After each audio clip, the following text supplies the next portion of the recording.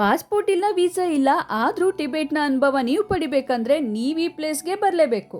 ಈ ಜಾಗ ನೋಡಿದ್ರೆ ಟಿಬೆಟ್ನಲ್ಲೇ ಇದ್ದೆ ಅಂತ ಅನಿಸ್ತದೆ, ಆದ್ರೆ ನಾನು ಎಲ್ಲೂ ಇಲ್ಲ. ನಮ್ಮ ಉತ್ತರ ಕನ್ನಡದ ಮುಂಡಗೋಡ್ ತಾಲೂಕಿನಲ್ಲಿ ಇದ್ದೆ. 1959 ಟಿಬೆಟ್ನಲ್ಲಿ ನಡೆದ ಘಟನೆ ನಂತರ ಸಾವಿರಾರು ಟಿಬೆಟಿಯನ್ಸ್ ತಮ್ಮ ದೇಶ ಬಿಟ್ಟು ಭಾರತಕ್ಕೆ ಆಶ್ರಯಕ್ಕಾಗಿ ಬಂದಿರ್ತಾರೆ. ಅದರಲ್ಲೂ ನಮ್ಮ ಕರ್ನಾಟಕ ಸರ್ಕಾರ 1966 ಅಲ್ಲಿ ಮುಂಡಗೋಡ್ ತಾಲೂಕಲ್ಲಿ ಸುಮಾರು 4,000 ಎಕರೆಗೂ ಹೆಚ್ಚು ಜಾಗವನ್ನ ಟಿಬೆಟಿಯನ್ಸ್ ನೆಲೆಗಾಗಿ ಕೊಟ್ಟಿರ್ತಾರೆ. ಇಲ್ಲಿನ ವಿಶೇಷ ಏನ್ ಗೊತ್ತಾ, ಎಷ್ಟೇ ವರ್ಷಗಳಾದ್ರೂ ಇಲ್ಲಿರುವಂತಹ ಜನರು ತಮ್ಮ ಭಾಷೆ, ಸಂಸ್ಕೃತಿ, ಉಡುಗೆ, ಆಹಾರ ಮತ್ತೆ ಬೌದ್ಧ ಧರ್ಮದ ಪರಂಪರೆಯನ್ನ ಅಂದಿನಿಂದ ಇಂದಿನ ತನಕನೂ ಉಳಿಸ್ಕೊಂಡು ಬೆಳೆಸ್ಕೊಂಡು ಹೋಗ್ತಾವ್ರೆ. ನಿಮ್ಗೆ ಇಲ್ಲಿ ಭವ್ಯ ಬೌದ್ಧ ಮಠಗಳು, ಬಣ್ಣ ಬಣ್ಣದ ಪ್ರಾರ್ಥನಾ ಧ್ವಜಗಳು, ಪ್ರಾರ್ಥನಾ ಚಕ್ರಗಳು, ಟಿಬೆಟಿಯನ್ಸ್ ಮಾರುಕಟ್ಟೆ ನೋಡಕ್ ಸಿಗ್ತದೆ. ನಂಗೆ ಇಲ್ಲಿ ತುಂಬಾ ವಿಶೇಷ ಅನ್ಸೋದು ಶಾಂತತೆ ಮತ್ತೆ ಸ್ವಚ್ಛತೆ.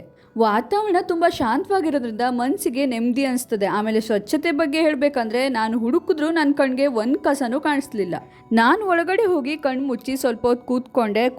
ಕೂತದ್ದು ನನಗೆ ವಾಪಸ್ ಬರೋಕೆ ಮನ್ಸಾಗ್ಲಿಲ್ಲ. ಇನ್ನೂ ಇಲ್ಲೇ ಸ್ವಲ್ಪ ಹೊತ್ತು ಸಮಯ ಕಳಿಬೇಕು ಅನಿಸ್ತು. ಇದು ಬರೀ ಟಿಬೆಟಿಯನ್ ಕ್ಯಾಂಪ್ ಅಂತೂ ಅಲ್ವೇ ಅಲ್ಲ. ತಾಯ್ನಾಡಿನಿಂದ ಸಾವಿರಾರು ಕಿಲೋಮೀಟರ್ ದೂರ ಬಂದರೂ ಕೂಡ ಇಂದಿಗೂ ತಮ್ಮ ಗುರುತುಗಳನ್ನ ಜೀವಂತವಾಗಿಟ್ಟಿಕೊಂಡಿರುವಂತಹ ಜನಗಳ ಕತೆ. ಇದು ಕರ್ನಾಟಕದ ಪುಟ್ಟ ಟಿಬೆಟ್ ಅಂತಾನೂ ಕೂಡ ಹೇಳ್ಬಹುದು. ಇಲ್ಲಿನ ಶಾಂತಿ ಮತ್ತೆ ನೆಮ್ಮದಿನ ನೀವು ಎಕ್ಸ್ಪೀರಿಯನ್ಸ್ ಮಾಡ್ಬೇಕಂದ್ರೆ ನೀವೇ ಸ್ವತಃ ಈ ಪ್ಲೇಸ್ಗೆ ವಿಸಿಟ್ ಮಾಡಬೇಕು. ಮತ್ತೆ ತಡ, ವಿಡಿಯೋನ ಬೇಗ ಸೇವ್ ಮಾಡ್ಕೊಳ್ಳಿ, ಆದಷ್ಟು ಜನಕ್ಕೆ ಶೇರ್ ಮಾಡಿ. ಇಂಥದೇ ಕಂಟೆಂಟ್ಗಾಗಿ ನನ್ನ ಪೇಜ್ನ ಫಾಲೋ ಮಾಡಿ. ಮತ್ತೆ ಸಿಗುವ, ಅಲ್ಲಿ ತನಕ ಟಾಟಾ.